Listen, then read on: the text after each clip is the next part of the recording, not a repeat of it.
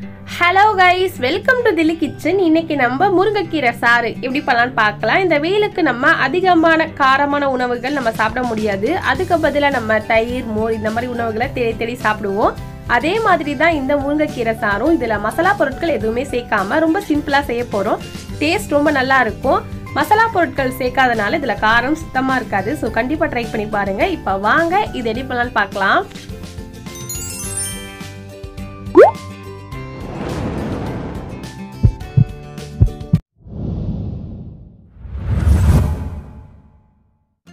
பேன்ல 4 table spoon அளவுக்கு oil சேர்த்திருக்கேன். அது சூடானது கொஞ்சமா கடுகு உளுத்தம் பருப்பு சேர்த்துக்கலாம்.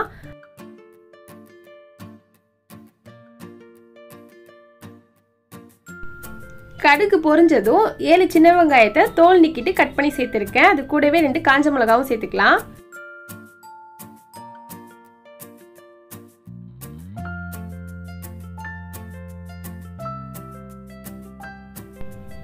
அஞ்சு பல் பூண்டு தோல் நீக்கிட்டு கட் பண்ணி சேர்த்துக்கலாம்.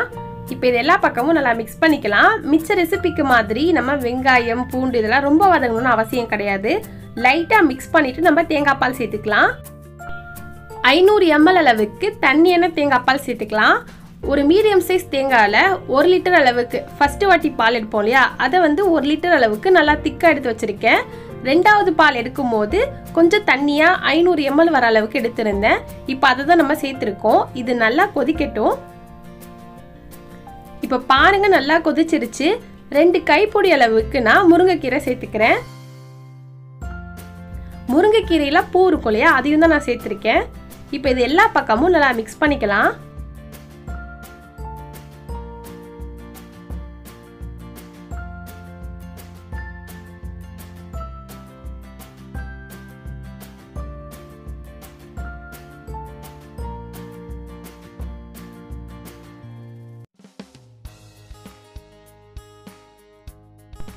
கீரையை ஒரு 10 நிமிஷம் நல்லா மூடி வச்சு வேக வச்சுக்கோங்க. அதுலேயே நல்லா வெந்துடும். சப்போஸ் அப்படி வேகலைன்னா எக்ஸ்ட்ரா கொஞ்சம் நேரம் வேக வச்சுக்கோங்க.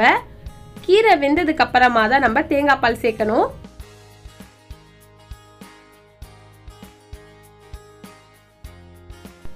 ஒரு லிட்டர் அளவுக்கு நம்ம திக்கா எடுத்து வச்சிருந்த அந்த தேங்காய் பாலை சேர்த்துக்கலாம்.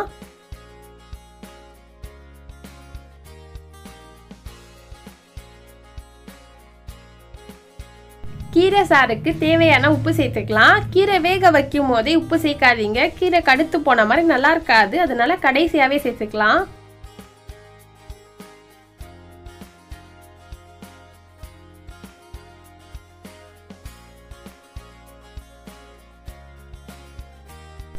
திக்கான தேங்காய் பால் சேர்த்ததுக்கு அப்புறம் ரொம்ப கொதிக்க வைக்க கூடாது. இந்த மாதிரி லைட்டா நுரைய பொங்கி வரும். அப்ப கேஸ் ஆஃப் பண்ணிடுங்க. அவ்வளோதான் கைஸ், நம்மளுடைய கீரை சாறு சூப்பராக ரெடி ஆயிடுச்சு. கண்டிப்பாக நீங்களும் இந்த வெயிலுக்கு ட்ரை பண்ணி பாருங்க. இந்த ரெசிபி உங்களுக்கு பிடிச்சிருந்துச்சுன்னா லைக் பண்ணுங்க, ஷேர் பண்ணுங்க. இன்னும் நம்ம தில்லி கிச்சனை சப்ஸ்கிரைப் பண்ணிக்கோங்க. மறக்காம பெல் ஐக்கான் ப்ரெஸ் பண்ணிக்கோங்க. இந்த ரெசிபி எப்படின்னு சொல்லிட்டு கமெண்ட் செக்ஷனில் சொல்லுங்க. தேங்க்யூ.